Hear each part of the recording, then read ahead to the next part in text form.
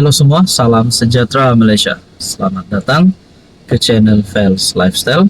Terima kasih kerana terus setia dan terus bersama di dalam channel ini.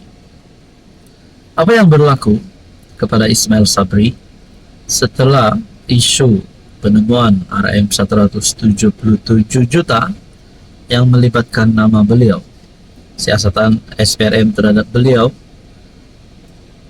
Antara yang kita nantikan adalah apa yang berlaku di antara beliau dan rakan-rakan beliau di dalam UMNO.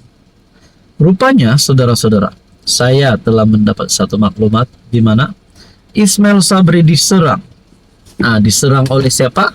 Diserang oleh ahli parti sendiri.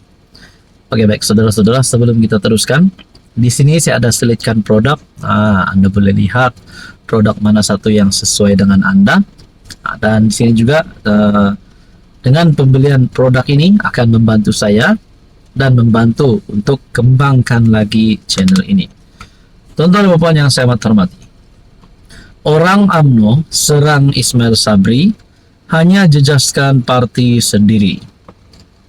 Seorang pemimpin UMNO yang menyokong Ismail Sabri menyifatkan tindakan segelintir pihak dalam UMNO yang didakwa menyerang bekas Perdana Menteri itu sebagai hanya akan merosakkan parti. Tuan-tuan dan puan, bayangkan kalau Ismail Sabri ini yang pernah menjadi Perdana Menteri memang mempunyai pengaruh yang kuat di dalam UMNO. Bayangkan kalau kem Ismail Sabri di dalam UMNO ini akan memboikot UMNO kerana ada di antara kalangan parti UMNO, ahli UMNO yang menyerang Ismail Sabri. Adakah ini akan menjejaskan hubungan di antara Ismail Sabri dan kem Ismail Sabri bersama dengan ahli parti yang lain, terutamanya Presiden UMNO Ahmad Zahid Hamidi? Enggan namanya didedahkan, dia berkata semua pihak dalam UMNO sepatutnya memberi ruang kepada SPRM untuk menjalankan siasatan ke atas Ismail Sabri, bukannya coba menjarakkan diri daripada bekas naib Presiden UMNO itu. Bagi saya, lebih baik kita mengambil ketetapan seperti yang telah dinyatakan Perdana Menteri Anwar Ibrahim, yaitu kita serahkan kepada pihak berkuasa. Pihak SPRM lakukan siasatan penuh sebelum kita buat persepsi tentang apa yang telah berlaku. Maknanya Anwar Ibrahim pun sudah membuat kenyataan, sudah membuat pengumuman bahawa PM telah berkata serahkan kepada pihak berkuasa, pihak SPRM untuk melakukan tugas mereka.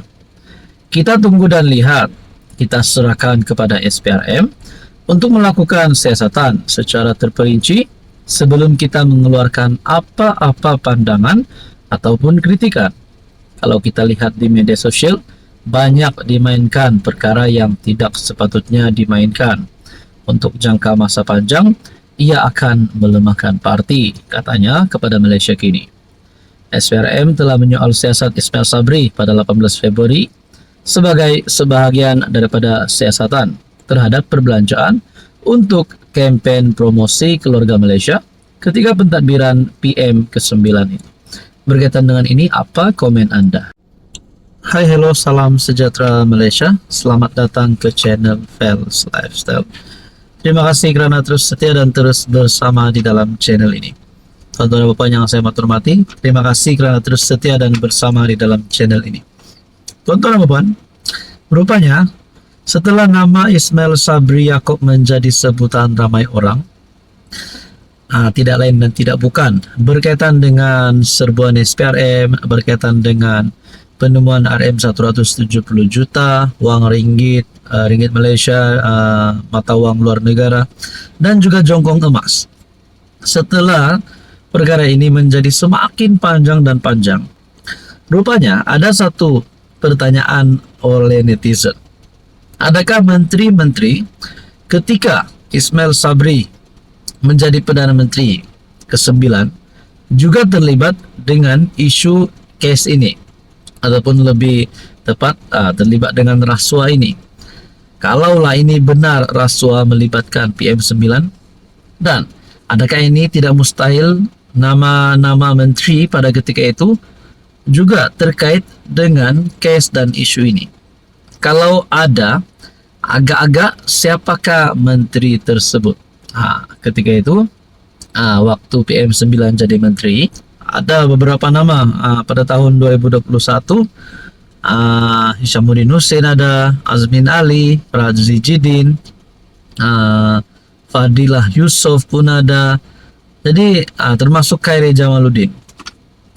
Untuk tahun 2022 pula, rupanya memang ramai sebenarnya menteri yang terlibat di dalam kabinet Ismail Sabri ketika beliau jadi Perdana Menteri. Kalau tak silap, Menteri Keuangan pada ketika itu Tengku Zafrul, kalau tak silap. Jadi ada satu komen yang saya nak kongsi dengan Anda, berkata di sini, mesti ramai menteri-menteri terlibat. Mereka mesti gotong royong RM 700 juta itu SPRM korek bagi habis maklumat dari Mael Lambung. Gelaran baru pula untuk Ismail Sabri. Tapi saya tak nak terus direct to the point, fikir negatif terhadap PM9 dan juga menteri-menteri yang terlibat.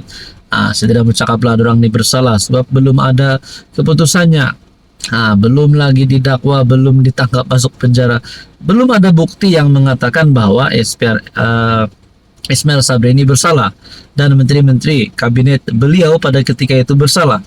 Tapi kalau fikir secara logik, takkanlah kerja ini dilakukan oleh Ismail Sabri sendiri. Sebelum ini SPRM sudah mengesahkan telah memanggil 31 individu kalau tak silap untuk berjumpa dengan SPRM dan siasatan dijalankan terhadap Ismail Sabri juga. Jadi persoalannya, tuan-tuan dan puan, adakah menteri-menteri kabinet pada ketika itu terlibat dengan case ataupun isu RM 177 juta ini? Nah, kalau mereka terlibat, adakah mereka juga akan dipanggil SPRM? Dan agak-agak siapakah menteri-menteri tersebut? Dan kita dapat lihat juga bahwa Ismail Sabri menjadi Perdana Menteri pada ketika beliau menjadi PM bukan daripada UMNO, tetapi beliau ini seolah-olah dilantik menjadi Perdana Menteri melalui kesepakatan daripada Perikatan Nasional. Itu adalah komen yang saya dengar. Jadi berkaitan dengan ini, apa komen Anda?